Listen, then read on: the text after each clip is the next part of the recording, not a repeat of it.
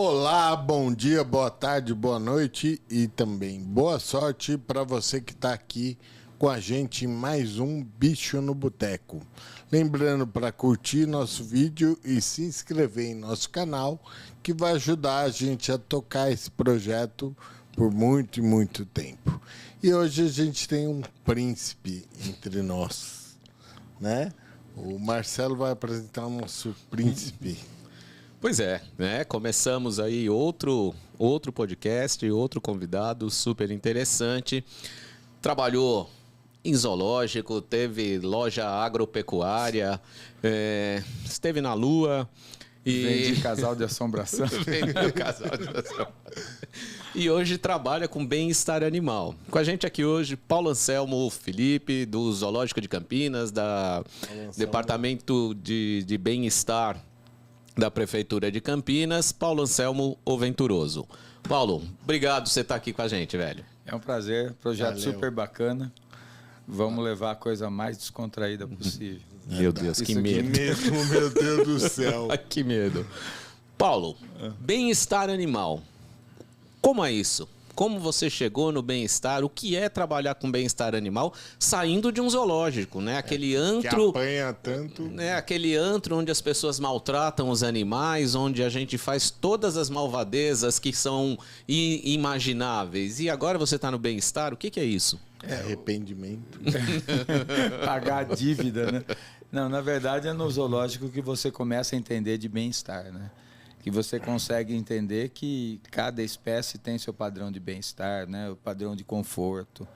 Na verdade, as pessoas, né, tratam cão e gato, se você for ver o estado dos cães e gatos nas casas das pessoas, eles estão em total mal-estar, né? Ele tem que usar roupa, ele tem que dormir no berço, não é isso? Ele tem que tomar banho, usar perfume, ele tem que usar roupa.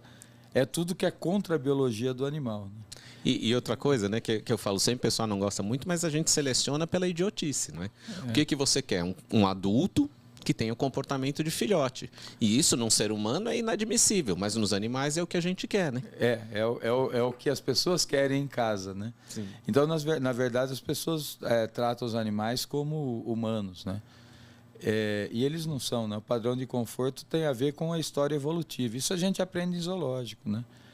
Então, se você quer montar um recinto para o animal, você tem que entender a biologia, você tem que entender o hábito social, se é animal de grupo, se é solitário, quais as sinalizações que ele tem para os animais do mesmo grupo, ou quais os padrões de comportamento.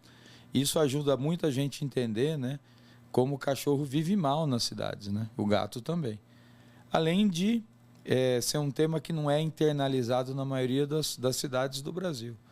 Né? Não tem são poucos os lugares que tem departamento, tem política pública para animal. Não só para animal doméstico, mas também para animal selvagem. A gente não tem. Então, as políticas públicas de medicina, de biologia da conservação são todas de ONG. Nós conversamos eu acabei assistindo a entrevista do Milton, mas é uma ONG, né? Não foi o poder público que se mobilizou, criou um projeto, né? Toda a biologia da conservação no Brasil é feita por ONG. Então a gente não tem, e a bem-estar animal doméstico também. Então eu acho que você criar uma política pública é o começo de um caminho para você fortalecer, né, esses esforços de bem-estar animal e de conservação. Sim, e isso envolve uma série de coisas, né, que vão desde a castração, não é, aos programas de saúde pública e tudo de educação ambiental, não é isso mesmo? Castração, saúde pública e abrir esse diálogo com a sociedade é importante, né? Porque as pessoas elas têm uma visão do animal muito de mercado, assim, né? O animal é uma coisa que expõe a pessoa socialmente. Então, se ela tem um gato, ela vai comprar uma coleira de grife para pôr no gato, que ela vê, não quer saber se aquilo lá vai ser legal no gato. Ela quer Sininho, que é blim, blim. Isso, o gato fica escutando aquele negócio o tempo todo. Ela quer mostrar para as pessoas que ela tem uma condição de colocar uma coleira de grife no gato. Então tem todo um desvio, né? Na verdade, a maioria das pessoas que têm animal doméstico, elas não querem animal doméstico, né? Elas querem uma outra coisa. Que é um bebê. Que o animal doméstico faz esse papel, né? Que doido. E assim, a diferença que sair do zoo e cair nisso, você apanhou bastante? Como é que foi? Não, foi muito tranquilo, porque nos zoos você aprende a pensar em bem-estar. Você tem que aprender, porque um animal, né? As pessoas que não são dessa área não têm muita noção. Um zoo, o primeiro programa de medicina veterinária é colocar os animais fora do estresse, né? Em conforto e bem-estar. Um zoológico que os animais estão em estresse, não estão bem adaptados, é um zoológico que vai ter casos, que vai ficar animal doente, que você vai perder animal. Porque o animal selvagem ele é muito sensível, né? Qualquer deslize que você der, se você perde animal, ele vai ficar doente. Tratar esses animais é complicado, né? Então, a questão do bem-estar é o ponto inicial para você ter um zoológico. É um bom zoológico, né? Também a gente sabe que nem sempre é assim no país, né? E aí a gente vê, né, assim como os zoológicos de uma forma geral, hoje a gente consegue ver, né, existem bons zoológicos, existem maus zoológicos, e há um confronto muito grande, por exemplo, com o movimento de proteção animal. Não é? Assim, de uma forma geral, o movimento de proteção não vê o zoológico com bons olhos, embora esses zoológicos tenham papéis importantes, né, com relação à conservação. Como é essa sua relação? Como foi isso? Olha, a gente tem lá em Campinas um conselho, que é um conselho de proteção e bem-estar animal, que participam ONGs, participa a comunidade acadêmica, participam técnicos da prefeitura.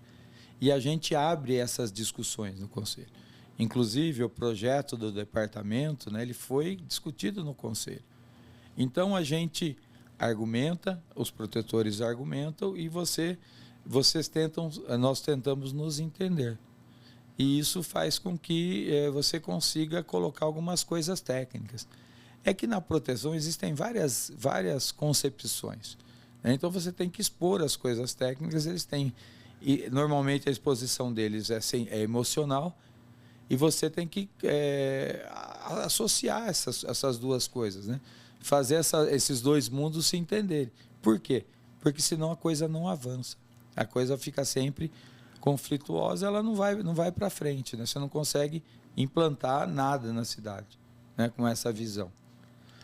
E o problema maior que eu fiquei vendo assim, tem algumas coisas que são bem doidas, né? Eu estava outro dia estudando sobre castração química, que era um negócio que seria um baixo custo e impacto, uma eficiência muito alta, mas parece que os protetores foram contra e a ideia não foi para frente. O problema da castração química são os efeitos colaterais. Mas tem muitos países que fazem, mas não com progestágeno. Eles fazem com inibidores hipofisários. Então, tem algumas cidades, principalmente na Europa, que fazem e funciona muito bem. Esses remédios eles não têm uso autorizado no Brasil, então a gente não pode usar. Porque seria uma boa opção a castração cirúrgica. E aquele que a gente tem aqui é a base de zinco que tinha, né? Que é um infertile. E eu vi alguns trabalhos, porque eu estava pesquisando, diz que dói tanto quanto uma castração comum, né? Nos trabalhos que foram feitos. Tem um trabalho da USP, tem vários. E aí eu não sei se é por ignorância, excesso de zelo. É falta de comunicação, né? O papel do técnico é esclarecer essas coisas. Se o técnico não está nesse circuito, isso ganha uma proporção que nem sempre está condizente com a verdade. Essa relação, esse é o problema. Nem sempre o técnico se propõe a estar fazendo essa interlocução. Porque essa interlocução é possível, né? Só precisa estar se dispondo a essa interlocução. E aí, Paulo, você é professor universitário também, não é isso? Dá aula na graduação. Você acha que os alunos, os futuros veterinários, estão se capacitando para isso? Eles estão dispostos a participar nesse lado, que é o nosso, que é o técnico, né? Tem que tomar muito cuidado para o veterinário, isso absolutamente pessoal opinião, não assumir esse papel do emocional simplesmente, né? E utilizar de argumentos técnicos. Como é que você sente isso dentro da academia? Eu acho que os alunos que ingressam na academia, eles estão muito sensibilizados com essa coisa da proteção ambiental. Eu acho que a gente, no Brasil, a própria proteção, quando a gente traz para um nível mais técnico, ela é meio descolada dos movimentos filosóficos de proteção. Inclusive, na academia, os espaços de discussão são pequenos.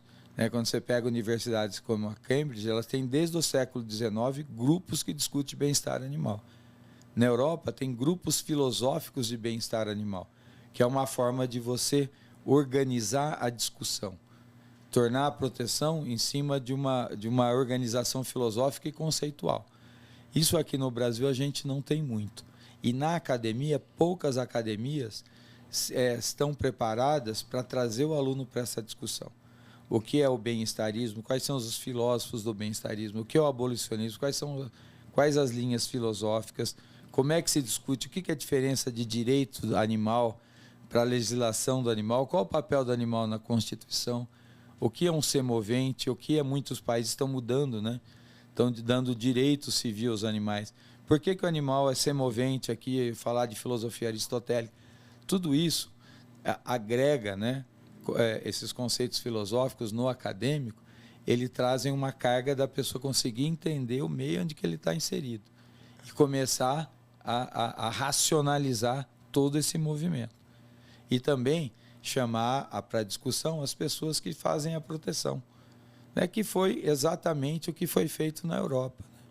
Esse movimento bem-estarista ele surgiu nas universidades da Europa no século XIX. O primeiro grupo de Cambridge é de 1888.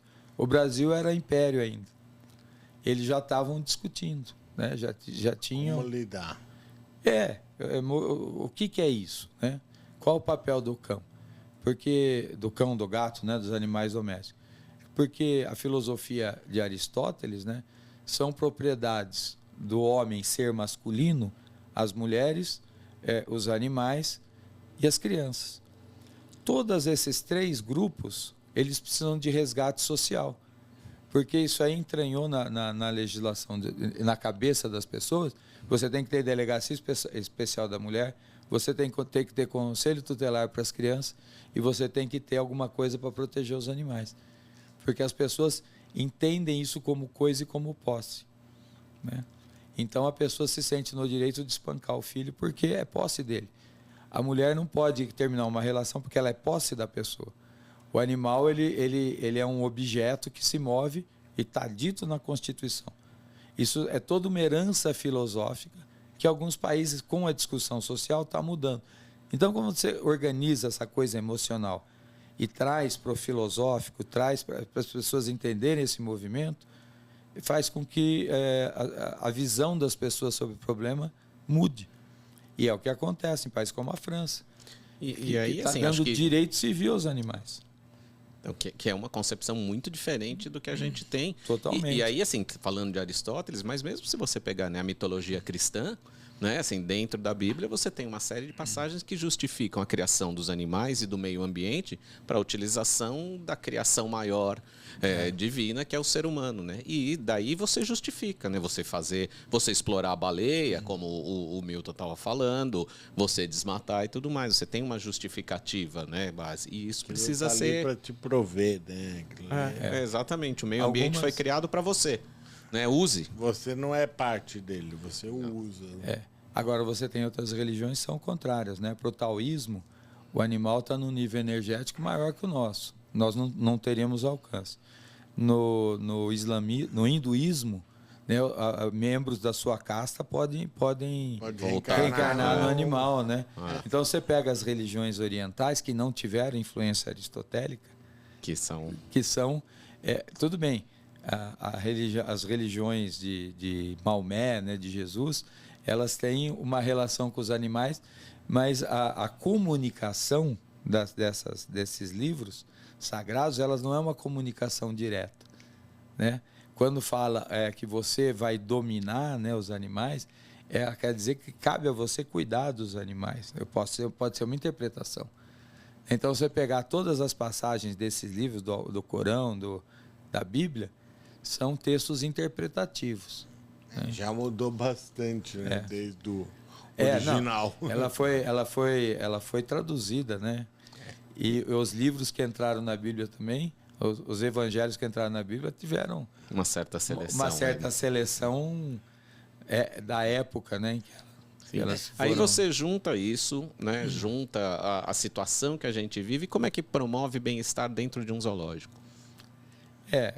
Eu acho que existe uma grande dificuldade, primeiro, em levar zoológico a sério no Brasil.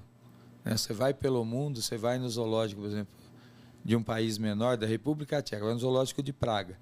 Eles fizeram os esforços para recolocar, eu vou arriscar falar, Pritzwals, que é aquele cavalo da Mongólia, né? Então tem lá, você vai lá, tem as populações dos animais, as pessoas veem o papel do zoológico na recuperação de uma espécie que estava em extinção, né? Você vai no zoológico de Frankfurt, ele está ligado à Sociedade de Zoologia, a primeira diretoria da zoologia de 1778. Eles têm a história de todas as espécies que eles ajudaram a conservar no mundo. Então ele ganha uma conotação diferente. É um local de estudo, né? Um zoológico que estuda animal. Aqui no Brasil, a gente tem uma situação intermediária, que a gente criou os zoológicos antes de ter equipe técnica de zoólogos, antes de ter uma sociedade de zoologia. Então ficaram parques que tem bicho. Parque tem bicho. Não é um zoológico, ele não tem uma estrutura de estudo, de conservação das espécies. Por quê? Nós também não internalizamos nas nossas instituições os conceitos de conservação. A nossa cultura também, né? Porque o pessoal não vai para contemplar o bicho. Vai, grita e taca pedra. Então, mas os professores também não sabem orientar, né? Porque os professores também não tiveram a formação. Você vai dar uma palestra num curso de biologia de uma universidade pública, os alunos também não sabem o que é conservação. Você vai numa de veterinária, eles também não sabem o que é conservação. Conservação não é um assunto que está inserido nas discussões da sociedade. Em nenhum staff, em nenhum momento nos alunos, no poder público. Então, como é que você vai fazer conservação assim? E aí, trabalhando, né, no poder público, a sensação que eu tenho há muitos anos esse é aquele cara que trabalha com aquela coisinha bonitinha que não serve para nada. Exatamente. Não é? Dentro do estado, dentro do município, normalmente é assim. Você trabalha com fauna, você trabalha... aquela coisinha tão bonitinha, né? Aparece na televisão, mas no fundo, o que importa é ponte, viaduto. Né? Agora nós tivemos, né, uma lição que não sei se vai servir muito, que é o advento da Covid, né? As doenças emergentes, o reforço, né, da ciência, da medicina, da conservação, que mostra que o impacto ao ambiente faz emergir doença. Isso a gente aprendeu no surgimento da AIDS, né? Aí tivemos a SARS-1, que não foi brincadeira, em 6 meses passou chegou para vários países, chegou nas Américas, né? Tem o MERS, que ainda ocorre, tem Hendra, tem Nipah, tem Ebola, tem Marburg. Todos esses micro-organismos emergentes, eles surgiram por causa do impacto do ambiente. Então, a gente vê, né, muitos países se mobilizando atrás dessa ciência.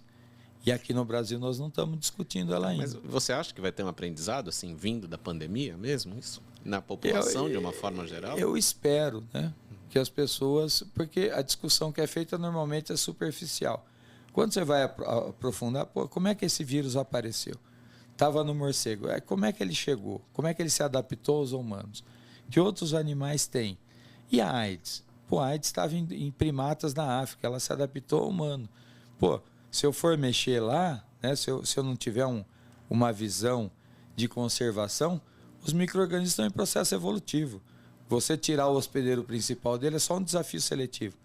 E eles evoluem uma taxa muito maior do que a gente. Então, mas a gente está num local onde o governo diz que se você tomar vacina, você vai virar jacaré. Né? Assim, é um nível de discussão. A gente está discutindo se vale a pena vacinar ou não. São as narrativas que acabam escondendo o que é verdade. O que é verdade nem qualquer sempre sociedade vai ter essas narrativas, né? Que são ligados aos interesses, né, aos diversos interesses. Mas a gente teve 2 anos lá, milhões de pessoas mortas, né? Eu acho que isso é um fator muito, muito importante, né? Assim espero. Né? Se você ver a história da humanidade, ela é cercada, né? Toda a grande movimentação social surgiram doenças importantes, né? O surgimento da agricultura, armazenagem de alimentos, surgimento da peste, né? Várias dessas doenças, elas surgiram, né? Todas elas surgiram em algum momento, principalmente no momento da domesticação, que surgiram a maioria das zoonoses. Das zoonoses que surgiram na domesticação, nós só controlamos a varíola, só erradicamos. Todas as doenças estão aí ainda. Na Índia eu tive a chance de ver raiva na rua, né? De cachorro. Coisa que aqui a gente nem imagina. Mas aqui, nas grandes cidades do Sudeste, você ainda tem. Você tem raiva selvagem no Ceará, né? Transmitida raiva assim. Na região norte. Morcego, mas primata transmitindo. Então a gente diretamente de morcego hematófago ou sagui, cachorro do mato, né? Você trabalhou com macaco prego no mestrado, não foi isso? Trabalhei. Dengue? Com dengue e febre amarela. Numa época que a febre amarela... Já tinha tido surto no Rio Grande do Sul? Não, nem no Sul. Não. E também não tinha dengue na região sul do país. Eu peguei macaco da Paraíba até o Rio Grande do Sul. E o que a gente viu, que os macacos do Rio Grande do Sul, eles tinham anticorpos. Quer dizer que eles produzem anticorpos independente de uma estimulação prévia. Então, você entender, eram tipo... Você está dizendo, anticorpos naturais. Naturais. Independentes do contato, da exposição. Independente da exposição. O que você vê em outras espécies, não é nenhuma... uma grande... É novidade em macaco, mas em outras espécies não é.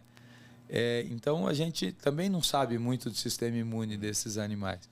Você vê o sistema imune de morcego funciona diferente. Então, é tudo muito... A gente tem um aprendizado muito longo para entender, né? Essa relação animal-micro-organismo, micro-organismo humano. O que a gente precisa é aprender a recolocar a nossa visão de mundo dentro desse conceito que a saúde do planeta, dos animais e das pessoas, elas caminham juntas. Se eu não entender isso que é o nome novo da medicina da conservação, que é One Health, saúde única. Se eu não trabalhar essas três coisas juntas, não vai rolar, nós não vamos conseguir sobreviver, né? Nossa espécie está fadada à extinção. Nós tomamos só um choquinho aí com o coronavírus. Imagina se não tivesse descoberto vacina. A maioria das doenças não tem vacina, né? Então, nós demos alguma sorte em ter conseguido ter uma vacina que não funcione tão bem, mas a gente teve. Mas estamos abusando, né? Deixando parte do mundo aí sem vacina, né? Esperando para ver uma... Daqui a pouco tem uma seleçãozinha lá na Índia. A ver como a divisão dos países, né? A coordenação da Organização Mundial de Saúde é frágil, né? Enquanto alguns países tinham 3 vezes a quantidade de vacina, tem países que não vacinaram ninguém até hoje. O Haiti não teve a primeira dose. Não teve a primeira dose. A gente está na 5ª já. Já querendo, né? Gente falsificando. A falta de uma coordenação internacional, né, para conter isso. É uma falta de uma coordenação internacional para você ver quais testes eram eficientes, né? E aí eu acho que é legal porque a gente vê o papel do veterinário na saúde pública, né? Porque, assim, de uma forma geral, a sensação que eu tenho é que as pessoas têm perdido isso, essa visão de que trabalhamos com saúde pública. Então, e é fantástico, né? A clínica é muito importante, né? O bem-estar é muito importante, mas a gente tem um papel de saúde pública também, né? A gente estava falando com o Harry, né? O Milton, da responsabilidade que você tem sobre a sua equipe e a responsabilidade que a gente tem sobre a saúde pública, né? As emergentes vêm da fauna. Né? Da fauna. Todas elas, até agora. Então isso E as doenças que a gente tem vieram dos animais que nós domesticamos. A peste veio do crescimento da agricultura, né? Do acúmulo de grão. Então, alguns animais, alguns roedores silvestres se adaptaram. E a pulga de rato iniciou transmitindo a Yersinia pestis para as pessoas, que foi um flagelo na história da humanidade. Né? Você junta as grandes navegações e tudo, e a coisa está feita, né? E hoje, essa viagem que era de 3 meses, 4 meses, a gente faz em 12 horas, Em né? 12 horas, Então, internacionalizou as doenças. E esse é um grande problema, né? E eu acho, sim, que o veterinário é um profissional de saúde. Ele só não é habilitado a fazer o ato médico. Quem faz o ato médico é o médico. Mas tanto na prevenção como na promoção é de competência do veterinário. Estão se criando especializações de veterinário na Europa e em muitos países africanos, ligadas a operar sistemas de medicina da conservação. Eu andei fazendo uma pesquisa sobre isso, porque na pandemia eu escrevi um livro sobre isso, chama Coronavírus, o Aviso. Cadê? Você não trouxe? Não. Não acredito. Eu ainda lembrei. Nós vamos ter que comprar isso? Lógico. Nem para dar de presente. Custa cincão na Amazon. Corta a cerveja dele. Como chama? Coronavírus? Um aviso. O aviso. É que o coronavírus não é o fim. É um aviso, ó. Vai dar na Netflix. Mãe de Ná, estamos ali. Se liga, mãe de Ná. Paulo, ninguém sabe quem é mãe de Ná. Não, pô. Só a gente sabe quem é. Metade da audiência não sabe quem é mãe de Ná, cara.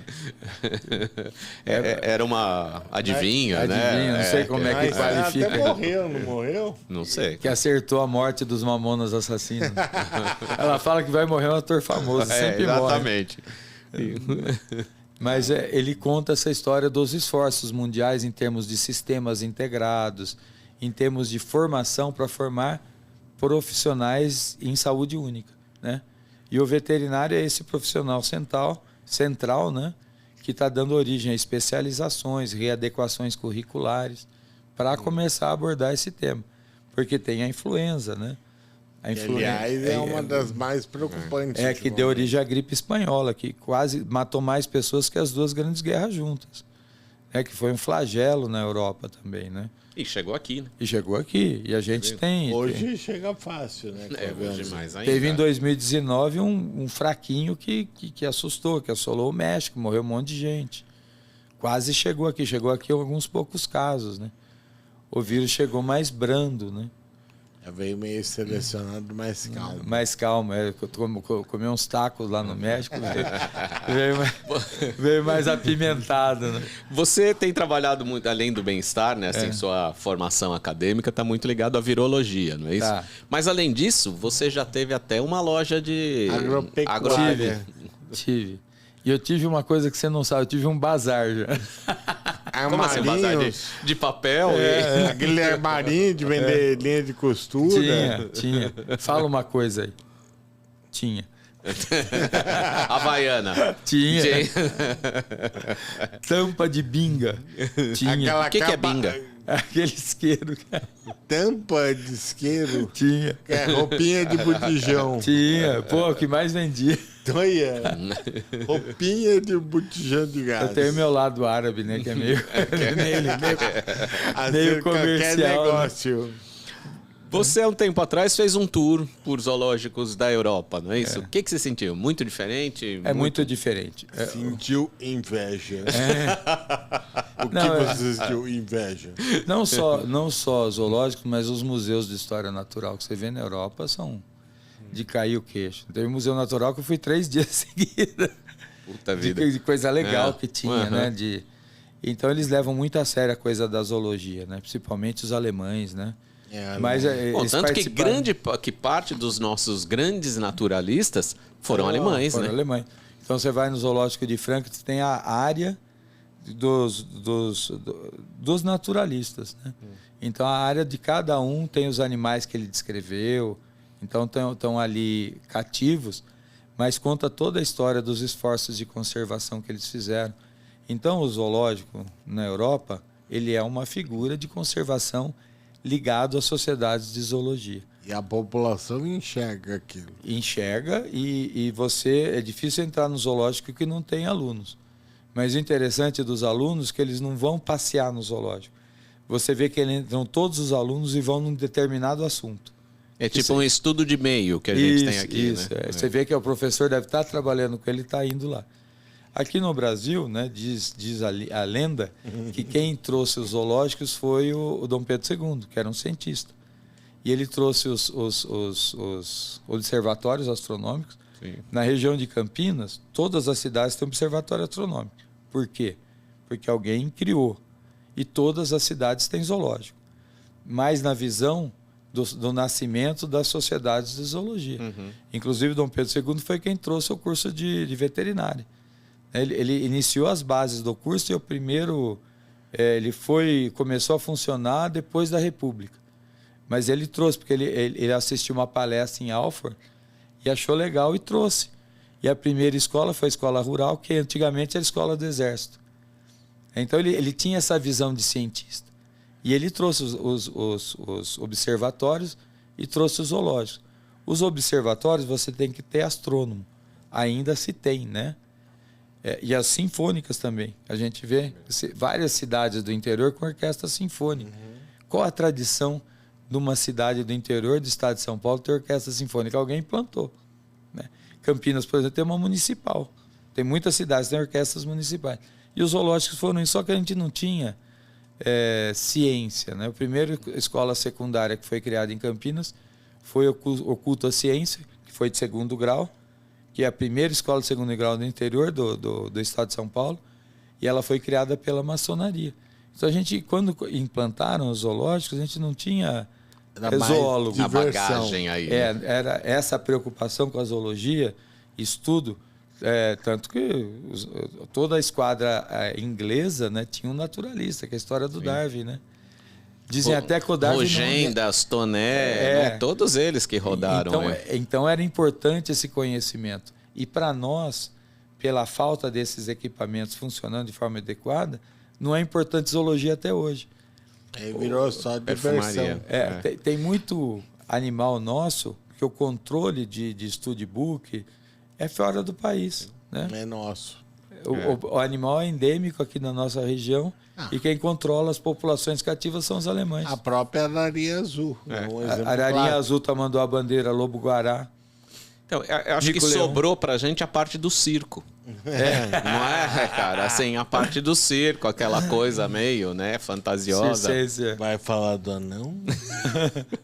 Ele deu spoiler, né? Vai ter spoiler. Mas você andou fazendo umas vistorias em circo aí quando eu tava no zoológico, não é isso? Então, eu tenho um amigo que trabalhava na vigilância sanitária de uma cidade do interior aqui do estado de São Paulo. E ele me ligou e falou assim: Paulo, ó, eu tenho que fazer uma vistoria num circo, só que eu não entendo nada desses bichos. Você não pode vir me ajudar? Não, eu vou, né? Aí chegamos um circo bem... Chegamos quem? Você? Eu, a Lili, que era bióloga lá do zoológico, esse meu amigo, mais dois técnicos lá da prefeitura. Chegamos lá, um zoológico, uma situação bem ruim. Circo. Um circo. Uma situação bem ruim. Você vê que os artistas estavam pior que os bichos. Uma situação... O dono, assim, cantando vantagem, um terno xadrez puído, tudo furado, falando que o espetáculo para tantas pessoas. Aí fomos ver os bichos. Aí tinha uns 3, nenhum dente. Tinha uns 3 leões lá. Aí fui olhar, olhei embaixo da gaiola, madeirite embaixo. Só? Só madeirite. Leão. Aquele cavar, tchau. Aí eu falei, ó, não lembro o nome da pessoa. 3 dias de urina. Já era, você tinha que trocar o madeirite. A hora que o leão ia para picadeira, eles nem trocavam madeirite. Falando sério, em Pomerode, quando teve um circo que abandonou alguns leões, eu tive que anestesiar o leão e um soldador cortar para abrir a gaiola. Porque a gaiola ela foi soldada com o leão dentro. Não tinha como eu tirar o leão. Eles puseram uma chapa só para abandonar. E aí, assim, eu tive que anestesiar o leão e chamar um serralheiro para cortar a gaiola, para tirar o leão. Surreal. Pitoresco. Bom, daí eu falei para o cara, olha, meu senhor, com esse tipo de instalação não dá para o senhor ter leão. Eu falei, eu tenho instalações novas. Eu falei, que bom, onde elas estão? Então, naquele caminhão. Aí, nós fomos andando para um caminhão baú, né? E aí, nisso, ele abre assim a tampa do caminhão baú e abre assim. Quando ele abre, o que a gente vê? Um anão com a cara de palhaço, o resto pelado. Ele estava se trocando para o espetáculo. E a gente, lógico, não ia rir do anão, né? Todo mundo sério assim. Aí uma colega que estava com ele falou, e aí, tudo bem? Aí ninguém mais aguentou, não foi mais possível. A vistoria acabou. Já não, acabou, né? Acho que era até truque do cara para se livrar da gente. Mas não pelado. Ele falava, entra lá, não, que nós vamos mostrar as instalações novas. E com a cara de palhaço, tudo pintado já. Hoje está proibido no país inteiro, não é isso? Animais em circo, hoje você não tem... É uma grande sacanagem, né? Proibir? Não, animal em circo é uma grande sacanagem com o animal. Mas ainda é permitido os shows em zoológicos, né? Que nem o Sea World, você vê esses... Que é o que o pessoal chama de forma justa, fora do país, de zoo. Né? Então tem o zoológico, que está ligado à Sociedade de Zoologia, e o zoo, que são de exposição e de show com animais. Então essa coisa do zoológico, do circo, ela ganhou sede agora, né? Então ela não é mais itinerante, diminui, né, um pouco o problema, o estresse, mas não resolve, né? Então, porque o animal é usado... Só tem zoo, não tem zoológico. E assim, eu acho que a gente caiu numa situação aqui complicada, né? Nós caímos na mão do poder público e hoje o poder público não tem mais condições, né, de manter isso. Assim, a gente passa um momento em que os zoológicos são importantes, têm um papel importante, mas a gente precisa de uma mudança. Né, de uma mudança grande na maneira como a gente encara isso, né, de como é que nós vamos viver esse zoológico daqui para frente. Né, quando você entrou no zoológico, e eu também, o modelo era, por exemplo, a região de Campinas tinha Americana, Paulínia, todo mundo tinha um zoológico pequeno. Pedreira, Americana, Paulínia. Quantos sobraram? Sumaré, Nova Odessa, Piracicaba. Todas. Não, Piracicaba já foi, Nova Odessa já foi, não é mais, né? Não existe. O Piracicaba continua. Paulínia fechou, Sumaré fechou. Toda vez que fecha é um perrengue, né? Para onde vai mandar? Que o animal continua lá, né? Ou fecha e pior, o animal fica lá. E aí não tem visitação, ninguém nem sabe. Aí às vezes vira relaxo. O animal aí fica numa condição sabe como é que tá. Super ruim. Mas faltou também, eu acho que falta uma política do zoológico, né? Uma participação maior do espaço das universidades, das sociedades de zoologia nesses zoológicos, né? De trabalhar a conservação, que é tudo que não acontece, né? Então, nossos zoológicos, os zoológicos que a gente vê lá fora, né, são muito diferentes, né?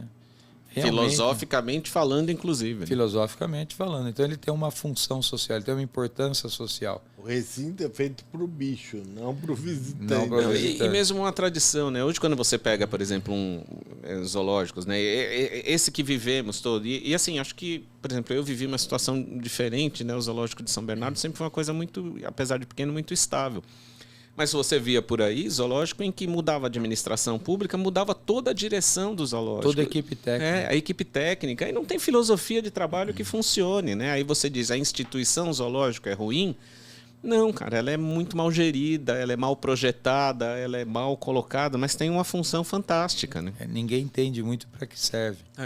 E acaba sendo um parque que tem bicho e que as pessoas vão lá para lazer. Não para aprender nada, né? E aí acaba desaprendendo. Dá as coisas para o macaco, né? Ela devolve o que o ambiente mostra para ela, né? Ela só está devolvendo aquela sensação. Mas o zoológico ele tem uma estrutura enquanto... a gente vê aqui no nosso meio mesmo.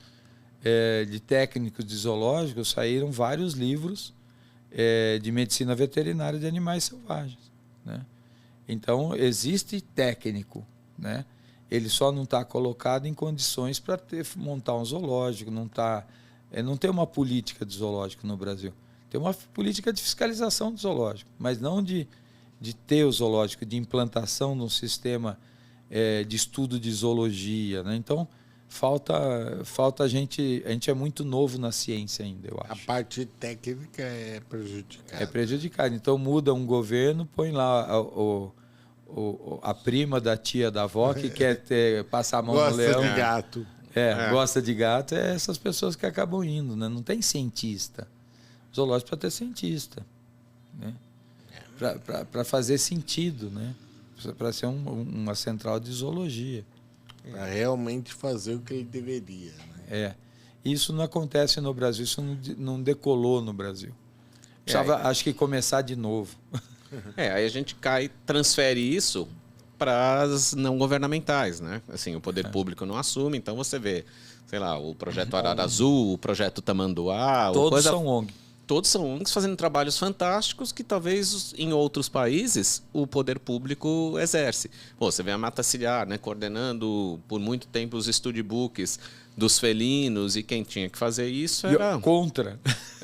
E o poder público fazer isso contra. Exatamente, né? Assim, então, e aí, com cooperação internacional, trazendo gente, reconhecido em vários pontos, exercendo um trabalho e que acaba não sendo reconhecido.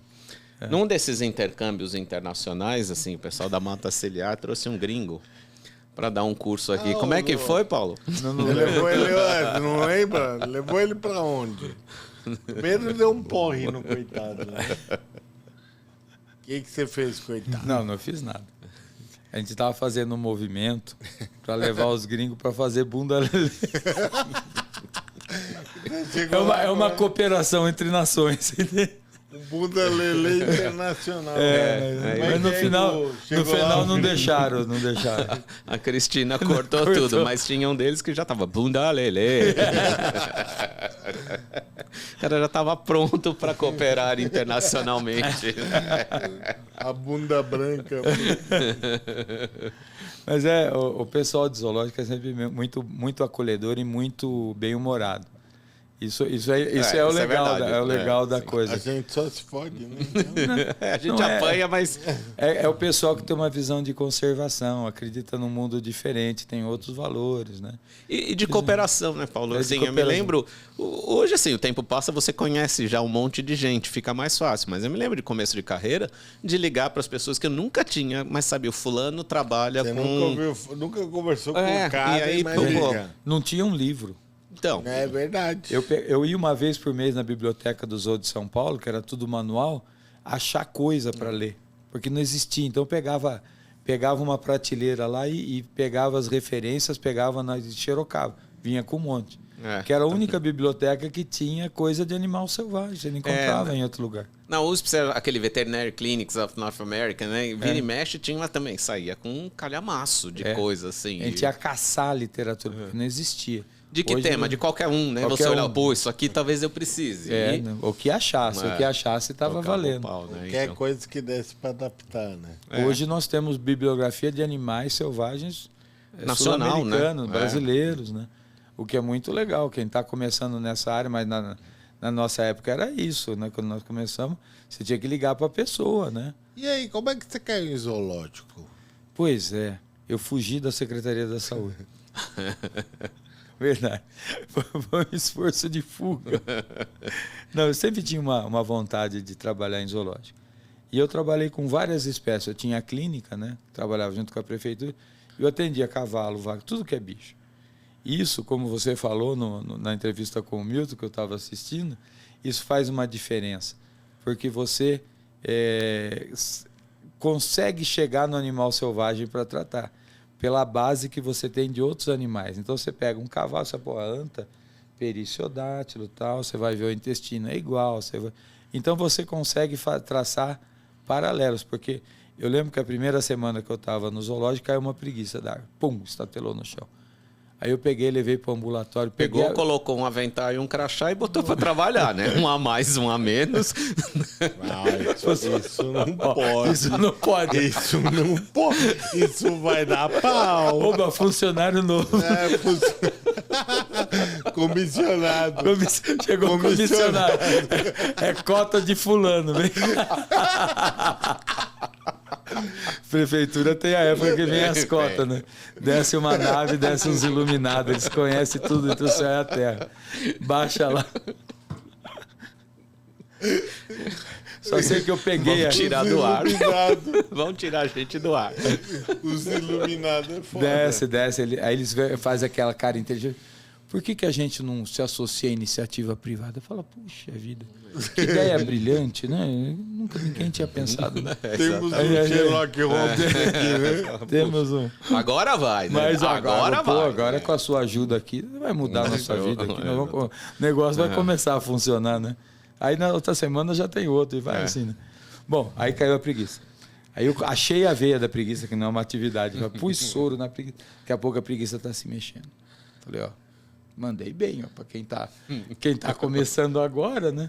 Aí soltei a preguiça e subiu na árvore. Caiu de novo. Aí quando começou, não. Aí eu medi a temperatura baixa. Falei, nossa, tá chocado. 35 graus hipotérmico, né? Esquenta a preguiça. Não, aí eu comecei, esquentei a preguiça, pus soro na preguiça. Aí depois, quando começaram a surgir os primeiros trabalhos de preguiça, o Fowler lançou um livro só de preguiça. Slots, não sei o quê. Eu tive acesso a esse livro. Aí eu descobri que a temperatura dela era baixa mesmo, que ela só sabe, ela estava adaptada a cair da árvore, é só você pôr de volta que ela deve ter pensado, chegou um veterinário louco, puta, não cai tem não. veterinário novo, né? Negada, não cai da árvore que tem um maluco aí. Sabe que eu me formei, né? Assim, me formei e já arranjei emprego, fui trabalhar num criadouro no interior de São Paulo, o seu Ademar Marra. Pô, o seu Ademar tinha 1000 e tantos animais, né? Recém-formado, saí da faculdade, agora ninguém me segura. Sou uma estrela em ascensão, né, cara? Sendo uma estrela em ascensão, cheio de futuro.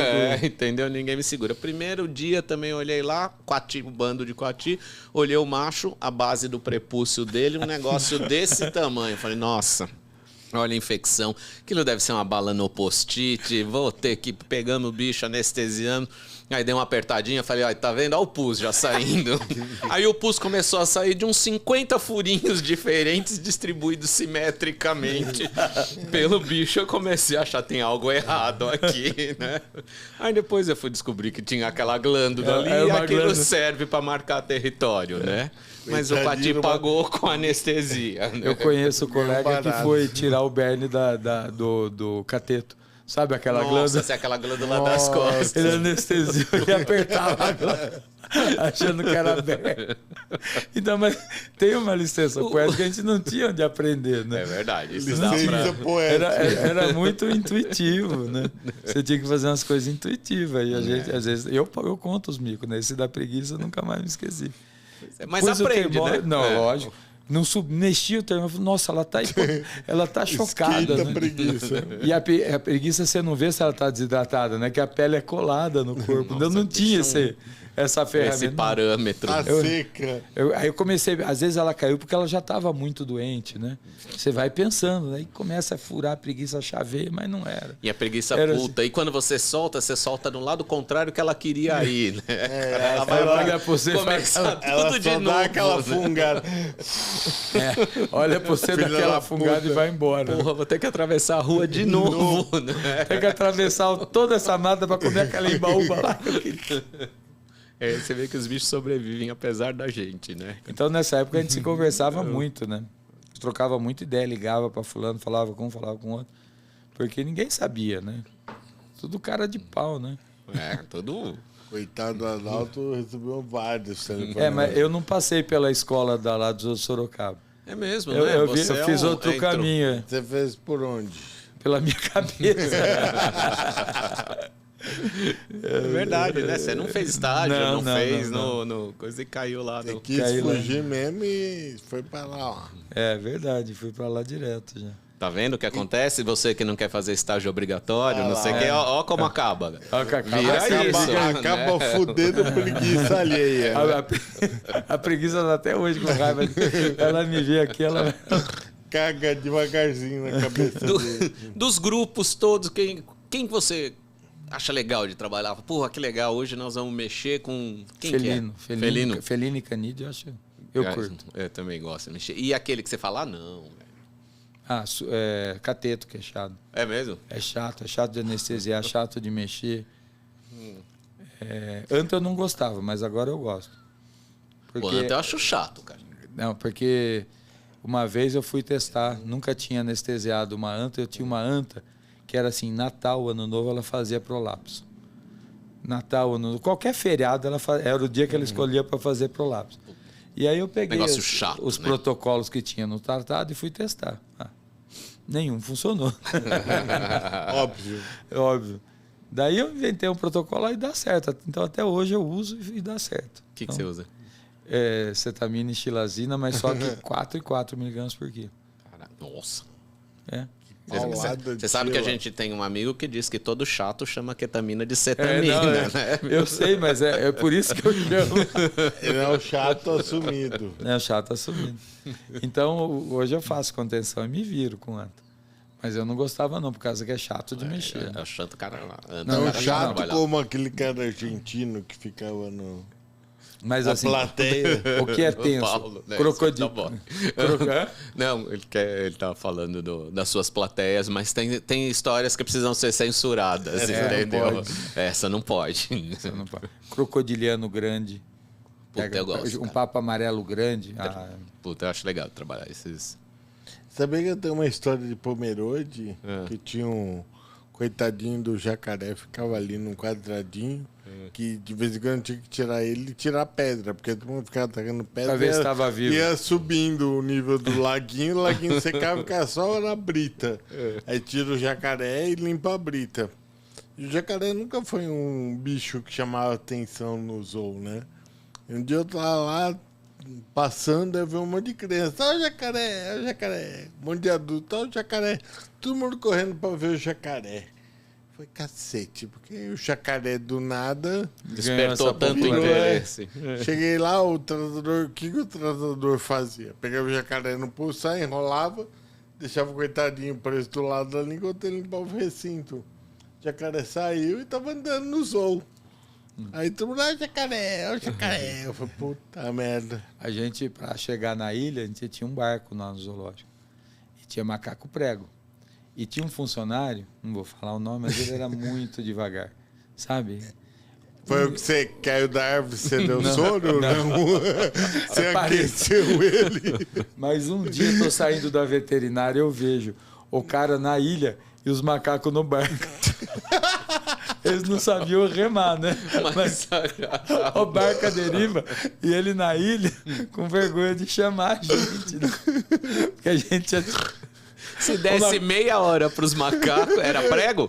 prego. Meia hora eles saíam remando. E o cara na ilha meio assim, sabe quando puxa o barco assim, puxando a água? Assim? Só com um barco grande de alumínio e os macacos boiando.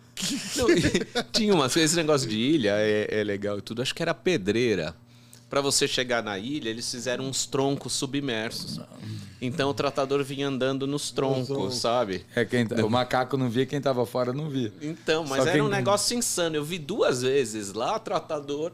Né? Porque imagina um Ah, tronco o submerso, limo. né, cara? Cheio de limão. E pá, era é genial. Tadinho dos macacos. prego. Pobrezinho. Gente, Vambora? vamos, né? Acho que já... Chega de cerveja? Chega de cerveja, porque se deixar aqui a gente vai ouvir história e daqui a pouco começa a piorar. Quando essa cerveja tá, A já, tendência é já as histórias ficarem piores. mais né? pesadas. Pô, Paulo, muito obrigado, Eu que velho, por a agradeço. gente estar Valeu, aqui, viu? ouvir essas histórias, ouvir. Acho que dividir com as pessoas é sempre muito legal, né? Eu nunca mais vou ver obrigado. uma preguiça do mesmo jeito. E nem um anão. Nem um anão.